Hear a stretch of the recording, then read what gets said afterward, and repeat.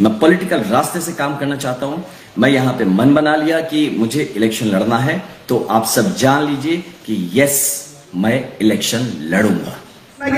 बावैसो भारत सरकारा जिफोरखौ फोसावबाय बिखौ सोरबा सोरबा बुंना लानाय बायदि सोरबाया बुंनाय खोथा नङा बियो। रेडिअ सेन्टार टिभि सेन्टारा बड'फा उपेन्द्रनाथ ब्रह्मनि बै समनि 92 सात्राव डिमान्डआवनो दंखायोमोन। बाकी जि कालचार आरो मिउजियाम बिखौ बावैसो जोङो दिल्लीयाव नांगौ होननानै बिदोंमोन जे दिल्लीयाव जोंनि बड' लेंगुवेज आरो कालचारनि बाकी লগতে অসমবাসী ৰাইজক হোলীৰ আন্তৰিক অভিনন্দন জনালো। সকলোৱে ৰঙৰ যি উৎসৱ তাতে মনবিলাক যাতে ৰঙিয়াল হৈ উঠে তাৰে কামনা কৰিলে। मोनसे रिसार्च सेन्टार नांगौ होननानै अब्ला बिथांमोना बुंदों, इन्टारलकिउटर माथुरा जोंखौ बुंदों नोंथांमोना दिल्लीयाव मानसि गैया सोर नायगोन बेखौलाय क'क्राझारावनो बानाय। जों बुंदों क'क्राझाराव जोंहा मावग्रा दङ। क'क्राझाराव बर' हारिमुवा अलखदाव फैयाखै। जोंनि हारिमुखौ नेशनेल इन्टारनेशनेल लेभेलाव गेवसार होनांगौ, ओंखायनो दिल्लीयाव नांगौ होननानै। বাকী লগতে অসমবাসী ৰাইজক হোলীৰ আন্তৰিক অভিনন্দন জনালো। সকলোৱে ৰঙৰ যি উৎসৱ তাতে মনবিলাক যাতে ৰঙিয়াল হৈ উঠে তাৰে কামনা কৰিলে। राजखान्थि खालामगोन आरो थामथियाव सावरायनायावसो जेंनाया जोबस्राङो। ओंखायनो मोनथामबो लामाखौ जोङो खुला दोननांगोन, अब्लासो जोंनियाव फिथाइया फैगोन। दा बेनिखायनो बड'लेण्ड जेंनाखौ लानानै जेबो गोनो गोथो जानो नाङा। हाँ, मुझसे कोई पूछ रहा है निर्दलीय लड़ेंगे आप? मैं आपको बताऊं, देखिए this is a declaration which I am making. मैं सबको ये बता रहा हूं कि मैंने अपना रास्ता तय कर लिया है। मैं सोशल सर्विस में आया हूं, मैं पॉलिटिकल रास्ते से काम करना चाहता हूं। मैं यहां पे मन बना लिया कि मुझे इलेक्शन लड़ना है, तो आप सब जान लीजिए कि यस, मैं इलेक्शन लड़ूंगा। अब ये चाहे जिस माध्यम से हो, बट मैं इलेक्शन लड़ूंगा, इस बात को आप अच्छे से समझ लीजिए। ये मेरी अंतःकरण की आवाज है, और क्यों लड़ूंगा ये भी आप जान लीजिए। मैं बहुत सालों से यहां पे अपने क्षेत्र में कुछ ना कुछ थोड़े बहुत करके कुछ ना कुछ मैं एक्टिव रहा हूं। लास्ट कुछ महीनों में मैं काफी ज्यादा जुड़ा हूं लोगों से, अपनी बात को व्यक्त किया है, अपने लोगों की बात सुनी है, उनको समझने की कोशिश की और अपनी बात समझाने की कोशिश की। इसमें हम समाज में यानी जनता में और मुझ में एक रिलेशन बिल्डअप हुआ, जिसमें कि काफी सारे भावनाओं का आदान प्रदान हुआ, आशाएं डेवलप हुई, कुछ उम्मीदें जागी, कुछ कमिटमेंट्स बने। और अगर सडनली हम इसी पे काम कर रहे थे कि शायद मेरे विचारधारा के हिसाब से एक पर्टिकुलर पार्टी से मुझे टिकट मिलता और मैं लोगों का सेवा करता और एक बड़े विजन जो देश पे चल रहा है उस विजन को और स्ट्रांगली इंप्लीमेंट करने की काबिलियत लेके आया था, और यहां पे मैं स्ट्रांगली इंप्लीमेंट करता पब्लिक इंटरेस्ट में। वो रास्ता नहीं हुआ, लेकिन वो कमिटमेंट तो है। लोगों के साथ जो एक मेरा अंडरस्टैंडिंग है, जो भाव जुड़ा है, उसको मैं कैसे छोड़ूं, उसको मैं कैसे दागा देता हूं, उसको मैं कैसे कह दूं कि यार जो बात हुई थी बस बात हुई थी, टिकट पर डिपेंडेंट था मेरा आपके लिए सर्विस ओरिएंटेशन। ये तो गद्दारी होगी ना मुझसे। मैं कैसे, फिर मेरा गांव है, मेरा घर है, मुझे आना है, मुझे लोगों से, इन्हीं लोगों से मिलना है, इनके बीच ही रहना है, कैसे कर सकता मैं गद्दारी। इसीलिए हमारे सारे लोगों से मैं मिला, मैं जहां जहां गया सब लोगों ने मुझे यही कहा कि भैया अब ये जो बात है ये बक्सर के सम्मान की बात है, या मेरे पर्सनल सम्मान की भी बात है, मेरा पर्सनल सेल्फ रिस्पेक्ट की बात है।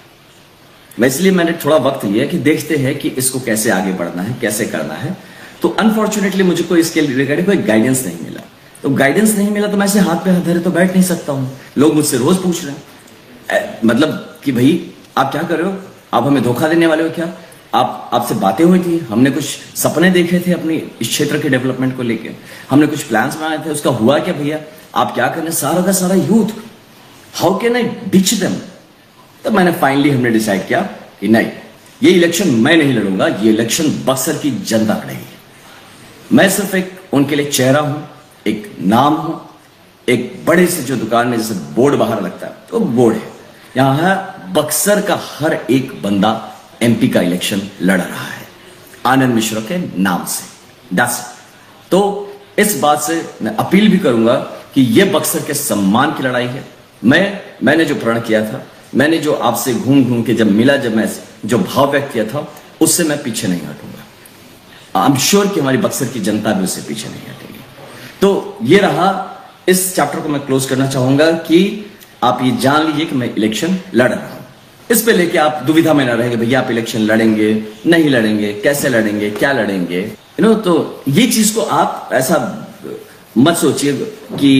दुविधा नहीं होना चाहिए मैं इलेक्शन लड़ रहा हूँ कि नहीं लड़ रहा हूँ मैं डेफिनेटली इलेक्शन लड़ रहा हूँ एलपी स्कूल होनो हाया जाय मानसिया जोंनो स्कूल प्रोभिन्सियलाइज खालामनो हाया जाय मानसिफ्रा जोंनो मास्टार होनो हाया जाय मानसिफ्रा जोंनो सम बायदि लेखा होनो हाया कलेजनि मास्टार होनो हाया बे मानसिफोरनि बाकी লগতে অসমবাসী ৰাইজক হোলীৰ আন্তৰিক অভিনন্দন জনালো সকলোৱে ৰঙৰ যি উৎসৱ তাতে মনবিলাক যাতে ৰঙিয়াল হৈ উঠা তাৰে কামনা কৰিলো आलादा रायजो बिनाया बेयो जोंनि थाखाय बारा मोजां बाथ्रा नङा ओंखायनो बे मानसिफोरजों जों संसारबो जानो हाया बे खोथाखौ जोङो रोखा खालामनांगोन ओंखायनो जोंनि टारगेटआ दिल्लीसो बिथांमोना जोंजों दङ हिसाबै बिथांमोनजों जों गाज्रि जानाङा ओंखायनो जों सम सम रायलायदों लिंहरबा थांदों नाथाय जोंनि टारगेटआ दिल्लीसो दिल्लीया जुदि दिनै तेलेंगाना होनो हायोबा दिनै दिल्लीया जुदि बायदिसिना गोदान गोदान रायजो सोरजिनो हायोबा मानो बदलैबो होनो हाया जोंनि सोंलुआ बावैसो जोंनि दैदेनगिरिया बुंदों जे जोंहा माने मा इन्डास्ट्रि गैयानो आईएएस आईपीएस अफिसार गैयानो आलादा रायजो जानो थाखाय आं बिनिखायनो सोंदों जे दिनै बबे बबे रायजोआ आईपीएस आईएएस खौ नायनानै रायजो होदों इन्डास्ट्रिखौ नायनानै रायजो होदों नर्थ इस्टनि खुनु मोनसे रायजो गैया जेरावनोखि इन्डास्ट्रि दङ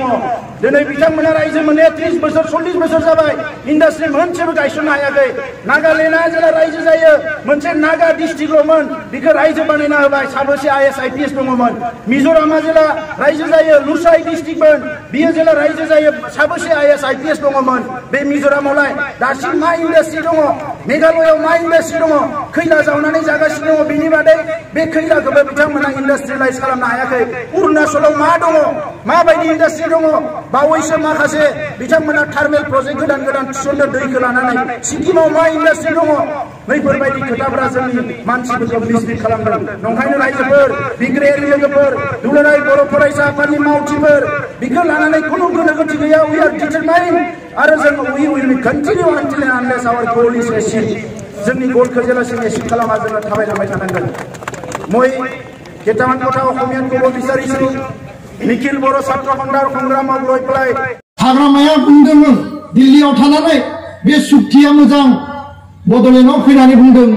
बिटिआरनि सुक्तिया सुफुंजायोब्ला मावफुंजायोब्ला आलादा रायजोखौनो मोनखासिगोन बर'फ्रा नरेन्द्र मोदीनि सिगाङाव हाग्रामाया बुंदों बहुत अच्छा हुआ बहुत अच्छा सुक्ति है हिन्दीयाव बियो भाङा भाङा बुंदों बेनि उनाव अखानायै नुबाय गासिबो लोब लोब लोब एबसु एनडिएफबिनि जों थांजोबबाय इउपिपिएल जों थांजोबबाय जयेन्ट एक्सन कमिटि जों थांजोबबाय गुबुनारिफ्राबो ज' फैबाय नुबाय जे बेजों जानाय नंला राजनितिया सोलिनाय नंलिया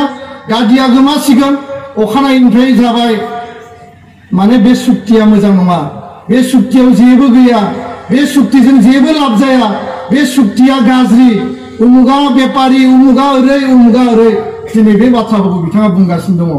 सोर मोजां मावदों सोर गाज्रि मावदों सोर राइट सोर रं रायजो राजाफ्रा बिनि बिसार खालामनानै शक्ति दङ बेनिखायनो दिनैनि समाव दुलाराय बर' फरायसा आफादा बुंदों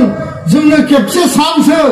जोङो राजखान्थि आफाद नङा जोंनो खेबसे खामानि मावनो सुबिदा हो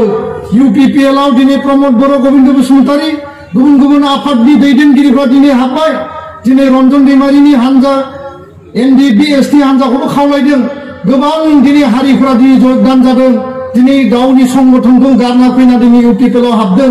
बयबो बुंदों परिबर्तननि सार्थआव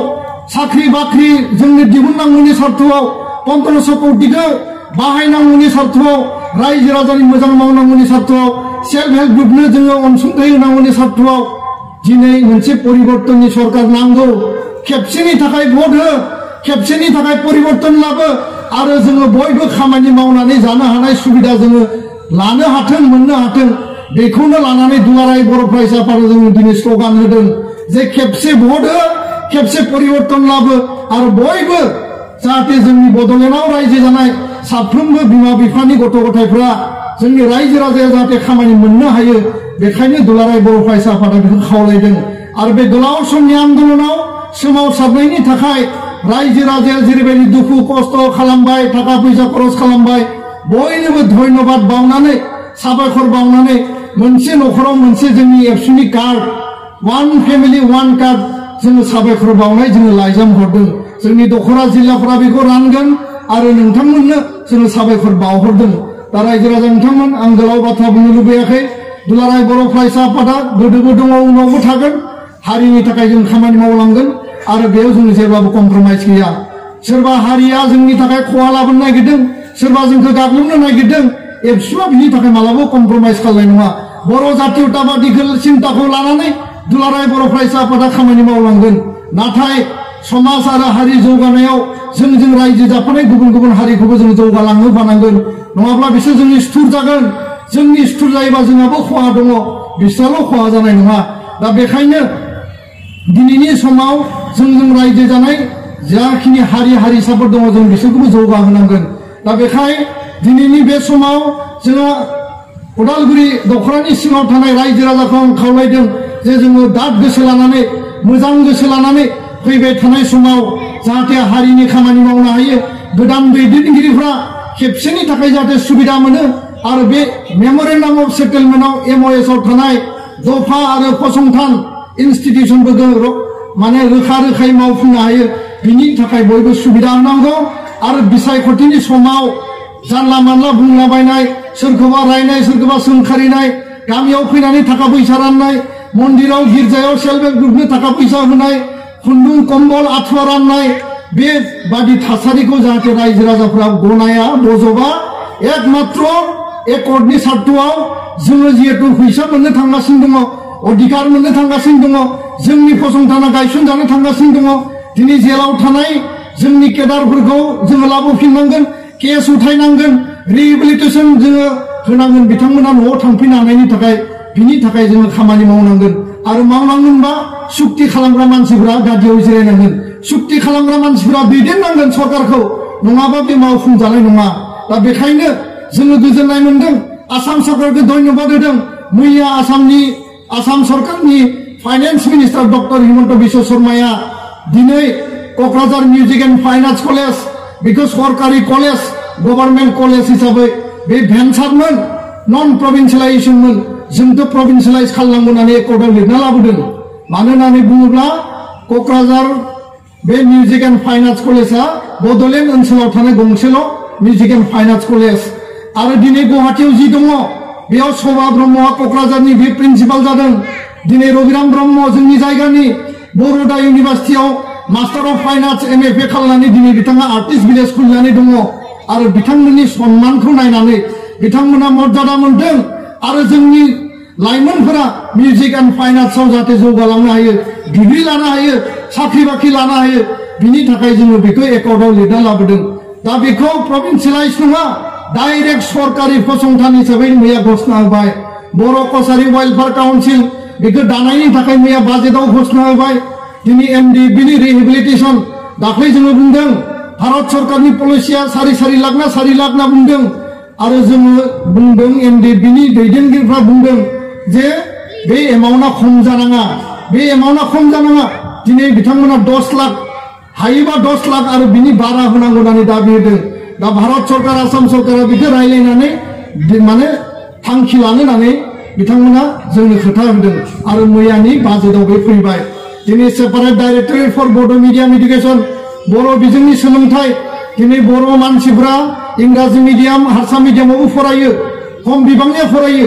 नाथाय जोंनि मेक्सिमाम गामि ओनसोलाव बा टाउन सहर जेराव दङ गैया मानो दिनै बर' मिडियामाव फरायो बर' मिडियाम थांना थायोबा बर' रावा थांगोन बर' रावा थाङोबा बर' जातिया थांगोन बर' रावा 90 सिडुलाव हाबबाय बर' रावा अफिसियेल लेंगुवेज हिसाबै बे एकर्डआव फैबाय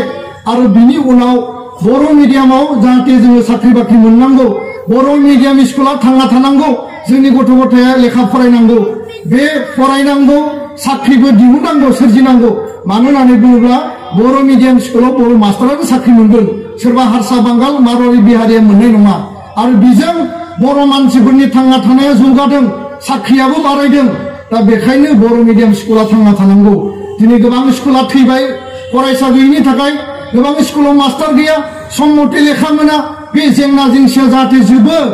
जोङो मास्टार मोननो हायो लेखा मोननो हायो स्कुला थाङो टयलेट जों माने जोङो मोननो हायो मिड डे मिल मोजां मोनजानो हायो स्कुल बिल्डिंआ स्मार्ट क्लास जानो हायो बिनि थाखाय डाइरेक्टरेट लानांगौ मोननांगौ होननानै जों दाबि होबाय आरो बेखौबो दिनै बिथांमोना गायसननो होननानै मैयानि बाजेटआव होदों दा आङो गोलाव बाथ्रा बुंनो लुबैयासै जोंनि दैदेनगिरि बिथांमोन दङ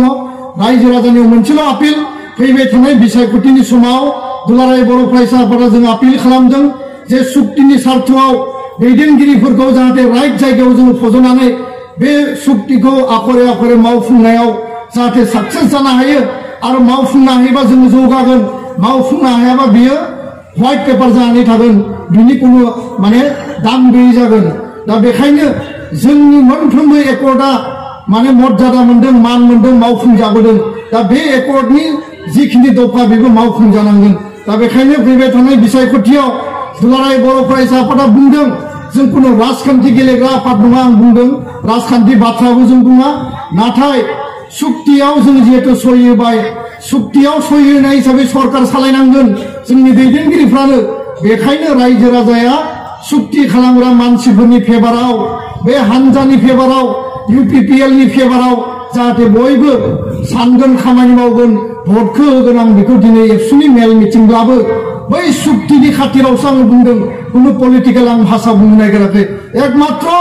बर' शान्ति सुक्तिया साक्सेसफुल जाफुंथों मोगथाङाव जाथों बिनि थाखाय रायजो राजाफ्रा जाहाथे मदद होयो हेफाजाब होयो खामानि मावो आरो बयनिबो जाहाथे प्रसार खालामो बेखौनो बुंनानै रायजो राजानिसिम आङो साबायखर बावफिननानै आंनि बुंनायखौ फोजोबबाय गोजोन्थों खुलुमबाय